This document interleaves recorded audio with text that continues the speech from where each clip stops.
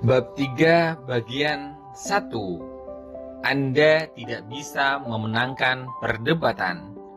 Tak lama setelah Perang Dunia I berakhir, pada suatu malam saya mempelajari suatu pelajaran yang sangat berharga. Saat itu, saya adalah manajer untuk Sir Ross Smith. Selama perang, Sir Ross adalah orang Australia yang sukses di Palestina. Dan tak lama setelah perdamaian dicanangkan, ia membuat dunia takjub dengan terbang mengitari setengah bola dunia dalam 30 hari. Upaya seperti itu belum pernah dilakukan. Ia menciptakan sensasi yang besar. Pemerintah Australia menghadiahinya $50.000. Bahkan Raja Inggris memberinya gelar kehormatan. Dan untuk beberapa waktu, ia adalah orang yang paling banyak dibicarakan di Inggris. Pada suatu malam, saya menghadiri perjamuan makan yang diselenggarakan untuk menghormati Sir Ross. Dan selama makan, pria yang duduk di sebelah saya menceritakan sebuah kisah jenaka yang bersendi pada kutipan, "Ada keilahian yang membentuk takdir kita, memahat kehendak kita." Orang itu mengatakan bahwa kutipan itu diambil dari kitab suci. Dia salah, saya tahu itu. Saya tahu dengan pasti. Jadi, untuk mendapatkan perasaan penting dan menunjukkan keunggulan, saya menunjuk diri sebagai komite yang tidak sah dan tidak diinginkan untuk mengoreksinya. Ia bertahan dengan pendapatnya. Apa? Dari Shakespeare? Mustahil. Absurd. Kutipan itu dari kitab suci dan saya mengetahuinya. Orang itu duduk di sisi kanan saya dan Frank Gammon, salah satu teman lama, duduk di sisi kiri saya. Mr. Gammon telah mengabdikan banyak tahun untuk mempelajari Shakespeare. Jadi kami menyerahkan keputusan kepada Mr. Gammon. Mr. Gammon mendengarkan, menendang kaki saya di bawah meja lalu berkata, "Dale, kau salah. Bapak itu benar. Itu kutipan dari kitab suci." Dari perjalanan pulang malam itu, saya berkata kepada Mr. Gammon, "Frank, kau tahu, itu adalah kutipan dari Shakespeare." "Ya, tentu saja," jawabnya. Hamlet, babak 5, adegan 2. "Tapi kita adalah tamu dari sebuah acara pesta. Delku sayang, mengapa harus membuktikan bahwa dia salah? Apakah itu akan membuatnya menyukaimu? Mengapa tidak membiarkan menyelamatkan muka? Ia tidak meminta pendapatmu. Ia tidak menginginkannya. Mengapa harus berbantah dengannya?" Selalu hindari sudut tajam seperti itu. Orang mengatakan itu kepada saya telah mengajari saya sebuah pelajaran penting yang tak akan pernah saya lupakan. Saya bukan hanya telah membuat orang itu merasa tidak nyaman, tetapi juga telah menempatkan teman saya dalam situasi yang memalukan. Betapa akan jauh lebih baik jika saya tidak berbantah. Itu adalah pelajaran yang sangat saya butuhkan, karena selama itu saya adalah orang yang terbiasa berbantah. Di masa muda, saya berbantah dengan kakak lelaki saya tentang segala sesuatu yang ada di bawah galaksi Bima Sakti. Ketika di sekolah tinggi, saya mempelajari logika dan argumentasi, lalu mengikuti lomba debat. Saya lahir di Missouri. Saya seorang Missouri. Saya harus tampil. Di kemudian hari saya mengajar debat di argumentasi di New York, dan saya malu mengakuinya. Saya pernah berencana menulis buku tentang topik itu. Sejak itu saya telah mendengarkan, terlibat di dalam, dan memperhatikan efek dari ribuan pendapat. Sebagai hasil dari semua ini, saya mencapai kesimpulan bahwa di dunia ini hanya ada satu cara untuk mendapatkan hasil terbaik dari satu perdebatan, dan itu adalah menghindarinya. Hindari argumen seperti Anda akan menghindari ular derik dan gempa bumi. 9 dari 10 argumen berakhir dengan masing-masing pihak merasa jauh lebih yakin bahwa ia benar, mutlak benar. Anda tidak bisa memenangkan suatu perdebatan. Anda tidak bisa karena jika Anda kalah, Anda kalah. Jika Anda menang, Anda tetap kalah. Mengapa? Baiklah, misalkan Anda menang dan berhasil menembak argumen lawan sehingga penuh lubang dan membuktikan bahwa ia tidak waras. So, lalu apa? Anda akan merasa enak, tetapi bagaimana dengan dia? Anda telah membuat dia merasa rendah. Anda telah melukai harga dirinya. Ia akan dendam pada kemenangan Anda. Dan terlepas dari kehendaknya, orang tetap merasa yakin pendapatnya akan tetap sama. Bertahun-tahun lalu, Patrick J. O'Hare bergabung dengan salah satu kelas kursus saya. Pendidikannya tidak tinggi dan ia sangat suka berargumentasi. Ia pernah menjadi sopir dan ia datang pada saya karena ia telah berusaha tanpa hasil untuk menjadi pengusaha truk. Sedikit tanya jawab dengannya mengungkapkan bahwa ia terus membantah dan menentang setiap orang dengan siapa ia ingin berbisnis. Jika calon pembeli mengatakan sesuatu yang tidak baik tentang truk yang akan dijualnya, Pat seakan melihat bendera merah dan langsung menyerang. Pat memang memenangkan banyak perdebatan, seperti yang belakangan ia katakan kepada saya. Aku sering berjalan keluar dari sebuah kantor dan berkata, aku telah memberitahu sesuatu kepada orang itu. Pasti aku sudah memberitahu sesuatu kepadanya, tetapi aku belum menjual apapun kepadanya. Tugas pertama saya bukanlah mengajar Patrick J. O'Hare untuk berbicara. Tugas mendesak saya adalah melatih dia untuk berhenti bicara dan menghindari pertengkaran verbal. Mr. O'Hare belakangan menjadi salah satu penjual terbaik untuk White Motor Company di New York. Bagaimana ia melakukannya? Inilah kisahnya menurut kata-katanya sendiri. Sekarang, jika aku berjalan memasuki kantor calon pembeli dan ia berkata, apa? Truk dari White? Itu truk yang buruk. Aku tidak mau mengambilnya, bahkan jika Anda memberikannya kepadaku. Aku akan membeli truk. Maka aku berkata, truk? Memang truk yang bagus. Jika Anda membelinya, Anda tidak akan salah. Truk itu dibuat oleh perusahaan yang baik dan dijual oleh orang-orang yang baik. Lalu, ia tidak bisa berkata-kata, tidak ada ruang yang berbantah jika ia berkata truk. Adalah truk yang terbaik dan aku berkata, memang begitu adanya, ia harus berhenti. Jika aku setuju dengannya, ia tidak bisa menghabiskan sore dengan mengatakan bahwa itu adalah truk yang terbaik. Lalu kami bisa meninggalkan pokok pembicaraan tentang truk, dan aku mulai bicara tentang hal-hal yang baik dari truk White.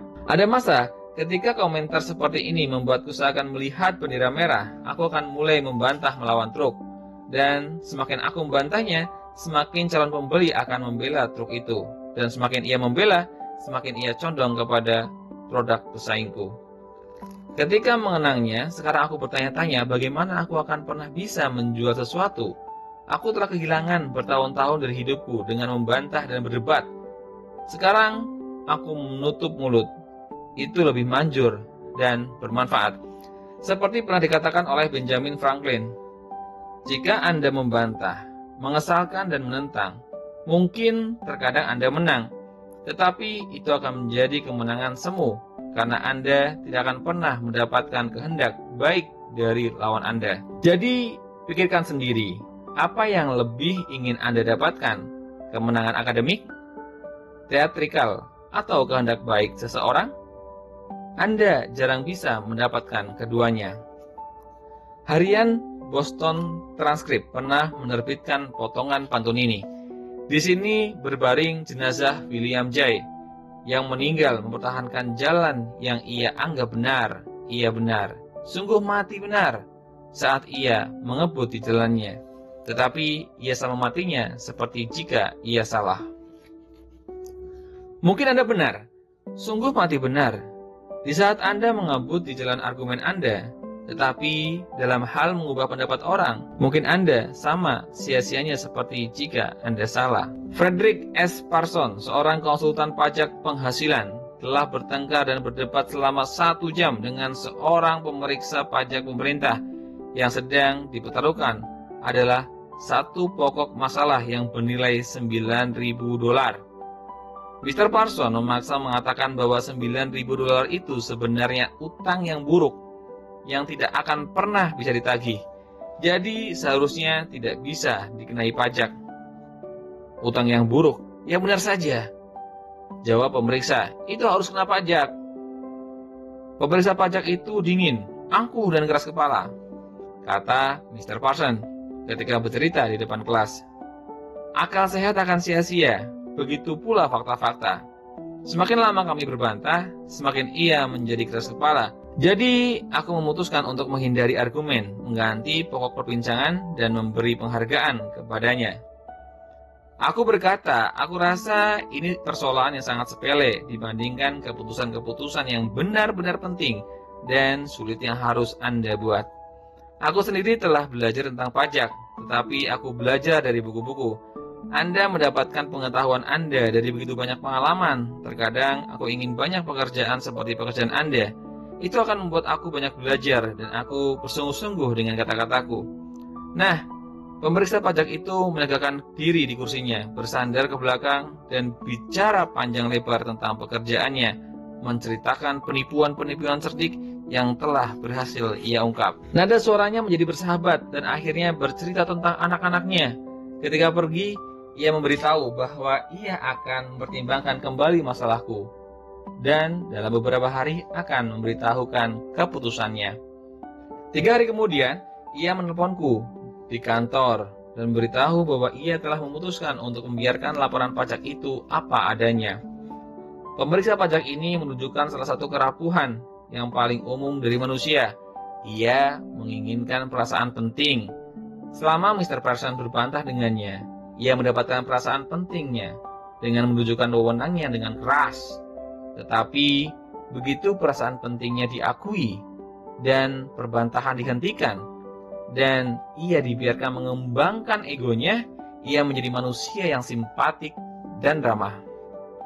Buddha berkata, kebencian tidak pernah diakhiri dengan kebencian, tetapi oleh cinta. Dan kesalahpahaman tidak pernah diakhiri dengan argumen, tapi oleh kecerdikan, diplomasi, perdamaian, dan hasrat yang simpatik untuk melihat sudut pandang orang lain.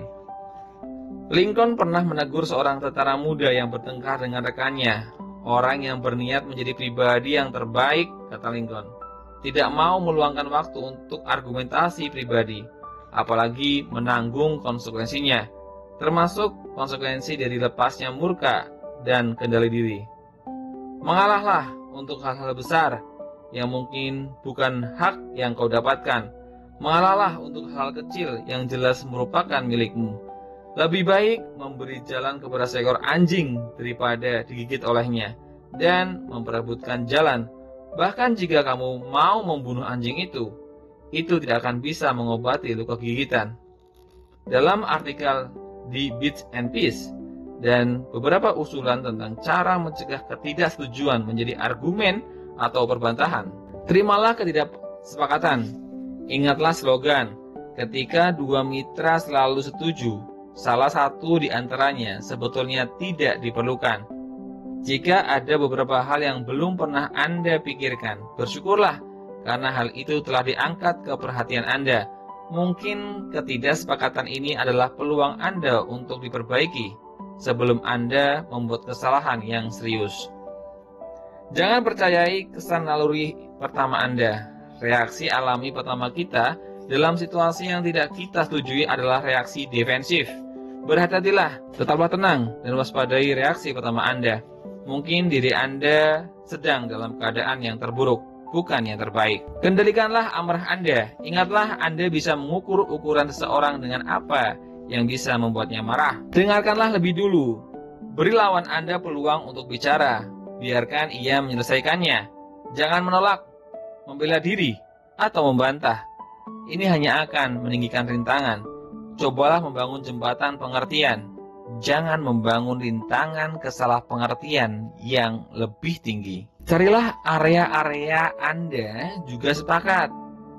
Ketika Anda telah selesai mendengarkan lawan Anda, pertama-tama bahaslah hal-hal atau area-area yang Anda sepakati. Jujurlah.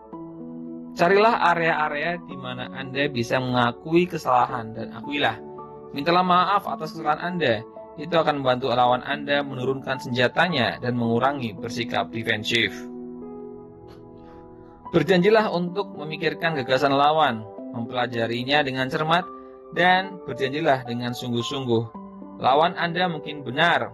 Pada tahap ini, akan jauh lebih mudah untuk setuju memikirkan gagasan-gagasan mereka daripada tergesa-gesa maju lalu mendapati diri di posisi di mana lawan Anda bisa berkata, Kami sudah berusaha memberitahu Anda, tetapi Anda tidak mau mendengarkan. Berterima kasihlah secara tulus atau minat lawan Anda. Siapapun yang meluangkan waktu untuk tidak setuju dengan Anda adalah orang yang berminat pada hal-hal yang sama dengan yang Anda minati. Anggaplah mereka sebagai orang yang benar-benar ingin menolong Anda, maka Anda dapat mengubah lawan menjadi kawan. Tunda tindakan agar kedua belah pihak mendapat waktu untuk memikirkan masalah dengan lebih utuh. Usulkan agar pertemuan lanjutan dilaksanakan di kemudian waktu pada hari itu atau di esok hari. Ketika semua fakta bisa dikemukakan saat bersiap untuk pertemuan lanjutan ini, ajukan pertanyaan berikut kepada diri Anda sendiri. Mungkinkah lawanku benar? Benar sebagian? Adakah kebenaran atau nilai yang baik dari posisi atau argumen mereka? Apakah reaksiku adalah reaksi yang akan meredakan masalah atau hanya meredakan frustasi? Apakah reaksiku mendorong lawan semakin jauh atau semakin dekat denganku? Apakah reaksiku akan meningkatkan perkiraan orang-orang yang baik tentang aku? Apakah aku akan menang atau kalah? Apa harga yang harus kubayar jika menang? Jika ku diam, apakah perselisihan akan semakin meledak? Apakah situasi yang sulit ini sebenarnya peluang bagiku? Setelah menikah, selama hampir 50 tahun, penyanyi tenor opera Jan Peerce pernah berkata, "Sejak dulu, istriku dan aku membuat kesepakatan, dan kami telah mematuhinya, terlepas dari seberapa marahnya kami terhadap satu sama lain. Ketika satu orang yang berteriak, yang lain harus mendengarkan. Karena ketika dua orang berteriak, tidak ada komunikasi, hanya kegaduhan dan getaran yang buruk." Prinsip 1, hindari debat kusir. Terima kasih.